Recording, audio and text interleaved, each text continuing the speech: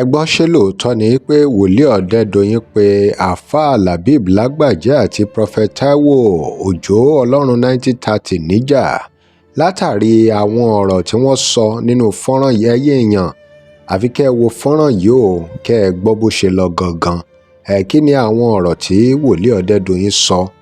Lóòótọ́ ni pé wọ́n sọ̀rọ̀ àwọn iṣẹ́ ìyanu tọ́lọ́run gbà ṣe nínú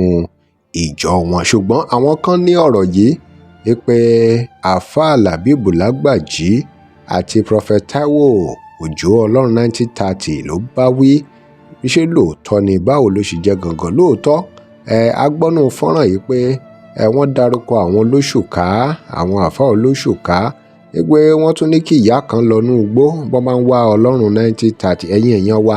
gbà tẹ́ ẹ bá wo fọ́nrán yìí fúnra yín, ẹ lè sọ bóyá lóòótọ́ ni ló jẹ́ ìpèníjà àbí bàbá yìí kàn ń sọ̀rọ̀ ń tiwọn ni wọ́n kàn ń ṣe àpèjúwe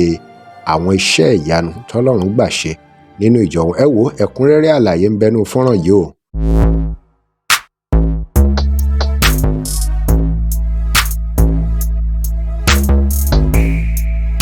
Welcome to CrossBlogX TV. Remember to like, share and follow us. Tá a bá sọ̀rọ̀ nípa Jésù Kristi oníṣẹ́ ìyanu gẹ́gẹ́ bá a ṣe mú ọ nínú ìwé àṣẹ àwọn àpòstélì yẹn orí kẹwàá ẹsẹ̀ 38. Jésù Kristi Násárẹ́tì ọlọ́run dẹ̀ ẹ̀mí mọ́lẹ̀ lórí ó kiri sóore ó ṣe é dára.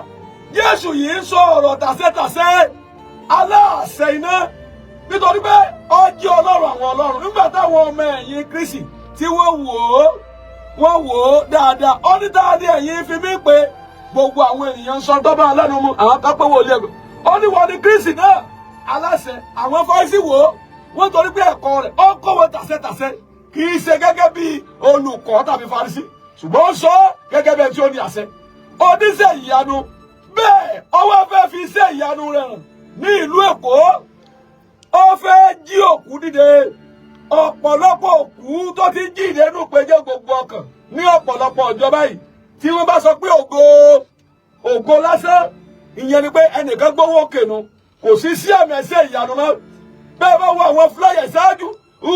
arábìnrin kan wọ́n wá set quarter wọ́n ti gbé hàn kiri wọ́n náà ní HIV ṣùgbọ́n nígbà kan dé orúkọ Jésù ìwé HIV parẹ́ àṣà ayé ló fi ibẹ̀ HIV ayé HIV sì parẹ́. Iṣẹ́ àmì ẹ̀ṣẹ̀ ìyanu yẹn Olúwa fẹ́ ṣe. Ọmọ kékeré kan ọmọ ọdún 12 ni bàbá ìyá rẹ̀ ó jẹ́ mùsùlùmí. Bàbá ọkọ wọn ó jẹ́ alábàláyé kò lè rìn wọ́n ti sígbẹ́rẹ́ sí i láti gbogbo ara dé ìsàlẹ̀. Nígbà tó dé Olúwa ní mo ti ṣe ìyó lè ṣe yìí orúkọ Jésù wọn ni Olúwa bá fàyè yìí fún un aláwọ̀ fífún ó yẹ ìwọ ọmọ dìde mo fà lọ́wọ́ ọmọ sì bẹ̀rẹ̀ sí rìn. Arábìnrin kan ó fẹ́ bímọ dáhùn kó tó bá ti fẹ́ bímọ wọ́n máa ń pè ní àbísíwín tó bá ti bímọ báyìí ni ó ya wèrè wọ́n wá dè lápá dè lẹ́sẹ̀ bó ṣe tó wá lóyún ẹ̀rù wọn bà ní káàkiri. Obìnrin kan wá mú wá ní Mọ̀dẹ́kẹ́ gbà ilẹ̀ kọta wà ní Mọ̀dẹ́kẹ́ wọ́n ní àbísíwín ni ó sì ti di àìsàn rán tó bá ti bímọ ńlé wọn wọ́n máa ń ya wèrè ni. Orí kí ni jẹ́ àbísíwín? Má wọrí orúkọ Jésù ìwọ agbára àbísíwín ó yẹ sọpọ̀ rẹ nù ẹ lọ bí mẹ́gbẹ́ ọ̀dádájọ́ tí ó fi máa pè mí ó ti fẹ́ mọ̀ ní kò sí ti ń jábì sí wín ó sì parẹ́ àṣì àti agbára ọlọ́run alààyè ni. Arábìnrin kan ní ìlú Ìwó ní agolé ẹkùn lójú ẹ̀sìn ó ya wèrè láti 30 ọdún sẹ́yìn. Wọ́n ti sáré kiri àbí ilé tí ìmáàmù ti wá tó sì lóṣù kànlá wọ́n gbìyànjú oṣù kò lè ṣe nǹkan kan gbogbo nǹkan fatira kò ṣe. Ibẹ̀ láti lọ ṣe sọ́jí síndàyàmà káìlíbò wàtàbọ́líkà síndàbọ́líkù káìlíbò síndàyàmà káìlíbò. Olúwa ni mo ti wòsàn ẹ̀rí arábìnrin Olúwa ni mo ti wòsàn orúkọ Jésù ti Násárẹ́tì ó yá dìde kó o sì máa rìn ó sì bẹ̀rẹ̀ sí dì ó sì rìn àṣì àti agbára Ọlọ́run. Gbọ́ ẹ̀kúnrẹ́rẹ́ àlàyé lẹ́nu wòlíì ọ̀dẹ́dọ̀yìn. Ẹ jẹ́ gbogbo ọkàn ó pa arábìnrin kan ní bọ́ọ̀sẹ̀ ó kú toyúntoyún ni ó ti kú toyúntoyún sí i ó gbé wá sórí òkè. Bẹ́ẹ̀ ni ìyá ọkọ rẹ̀ pariwo Ọlọ́run 1930 Ọlọ́run bàbá àwọn ọmọ ìjọ ní pàlú ẹ̀ bẹ́ẹ̀ tó bá jẹ́ pé 1930 lọ wá borí gbanú gbó lọ inú gbó 1930 wà ṣùgbọ́n Ọlọ́run ìpè funfun ní Ọlọ́run ọ̀kan Ọlọ́run tó ti wà ní ìgbà kan ni tí ó sì máa wà tó bá jẹ́ pé òun lọ wá lọ́ba parun ẹ̀ mọ́. Orúkọ Jésù bọ́sẹ̀ sí rí bokùnbà sí náírà torí pé Ọlọ́run ìpè funfun ní ìmọ́lẹ̀ ńlá tó kárí ayé ó lóun ti jí ọ dìde ó yá gbẹ̀mí ìyè òun lẹ̀ wò nù fúláyà yìí ó sì dìde òkú dí aláàyè wọ́n pariwo ó ní ọlọ́run yìí ló wọ́n máa ṣe àti sẹ́yìn rí ìyàtọ̀ tó wà nú ọlọ́run gbà kan àti ọlọ́run tó ti wà tí ò ní ọlọ́run tí ì ṣe ọlọ́run àkókò kan ọlọ́run tó kápá láti ṣe ohun gbogbo arágbà àwọn nígbà táwọn àlẹ́gbẹ́dọ̀ rẹ̀ arábìnrin àwọn ọmọ méjì kan wà ọmọ ìyá kan àwọn méjèèjì sì ní àrùn ọkàn kidney problem owó tó bù fún wọn ti pọ̀ jù lọ́sibítù ṣùgbọ́n nígbà tí ọba àwọn ọbẹ̀dẹ kàìlèbò sí ilẹ̀ yàmà kàìlèbò àyírìbò ó ní olúwa ló ti wò sàn ẹ méjèèjì ẹgbàbú ẹ̀jẹ̀ Jésù àti fọmásì gbàdúrà fún olúwa sì wò sàn kidney problem sì lọ arábìnrin kan nínú ní Ifẹ̀ níjọba tó wà nífẹ̀ nígbà tẹmọdé ó lọ sí hospital kan tó ń pè ní general hospital wọ́n wá gbé tẹ́ẹ̀sì fún pé ó ti ní àrùn ọkàn pé ọkàn rẹ̀ bàjẹ́ yóò máa san 70,000 ní ọjọ́ mẹ́ta lóògùn tí ó máa lò kò sì ní 70 kọ́bọ̀ ló sọ pé àìsàn yẹn ti ń ṣe ọ̀nbẹ lórí ayélujára ọ̀nbẹ Facebook ọ̀nbẹ TikTok tẹ́ẹ̀rì mẹ́ mo ní kò sí díjẹ́ bẹ́ẹ̀ wàtáyàmà sìndáyàmà káyìlìbò wàyìlìbò wàsìndàmọ́lìkù arúgbó ọjọ́ tí ń gbé inú ìpẹ́jẹ́ gbogbo ọkàn ó yẹ kó fara hàn sìndáyàmà káyìlì ó gbàdúrà fún ó sì rí Kristi tó yọjú sí ó ní láti la ọkàn rẹ̀ á sì pààrọ̀ rẹ̀ ìṣí àmì àti iṣẹ́ ìyanu tó lágbára ọlọ́run yìí náà wọ́n fẹ́ fi hàn nílùú Èkó bọ́yọ̀ ilé afọ́júlé máa gbé bọ̀ bàbá kanu láti ilé Oǹdó láti ìlú Oǹdó ló ti wá kò ríran wọ́n fà ń tẹ̀tẹ̀ wá ni ó ti lé 65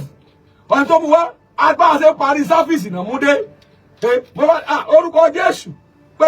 ẹ lọ bá ara pure water wá kí n bá gbàdúrà sí pure water àwọn lọ bẹ́ẹ̀ ni mo gbọ́n pé sọmi di pure water orúkọ Jésù máa gbàdúrà sílẹ̀ mo wá fọwọ́ tẹ orúkọ Jésù ó lè ṣe é ju tàtẹ̀yìnwá lọ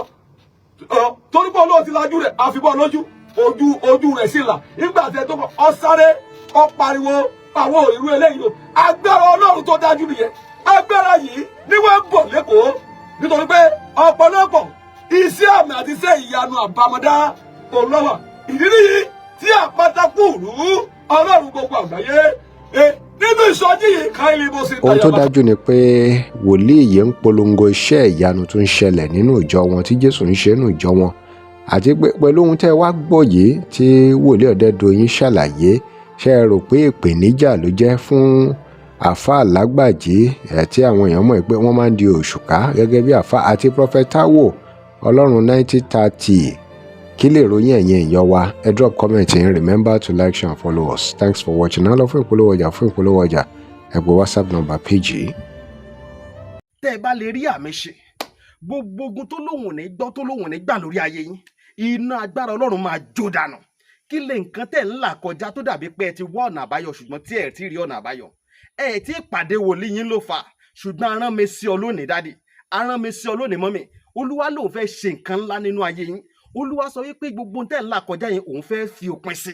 kí nìkan tẹ̀ ń là kọjá lórí ìgbéyàwó ni lórí ọmọ ni lórí iṣẹ́ ni níbi gbogbo ni bóyá ogun kan ló dàbí pé ogun yẹn le ẹ ti gbìyànjú kò tí ì sí ọ̀nà àbáyọ ẹ jẹ́ àjọ gbàdúrà ẹ jẹ́ àjọ wọ ojú olúwa kí làṣírí ogun yẹn gangan ẹ jẹ́ àjọ wádìí lọ́wọ́ ọlọ́run ká dẹ̀ mọ ọ̀nà àbáyọ ẹ̀rọ ìbánisọ̀rọ̀ tẹ́ fi pè mí fún àdúrà àti ọ̀nà àbáyọ òun náà ni +234 7025 47 5427 +234 7025 47 5427 bẹ́ẹ̀ ṣe ń pè mí fún àdúrà lórúkọ Jésù ẹ máa rí ìyanu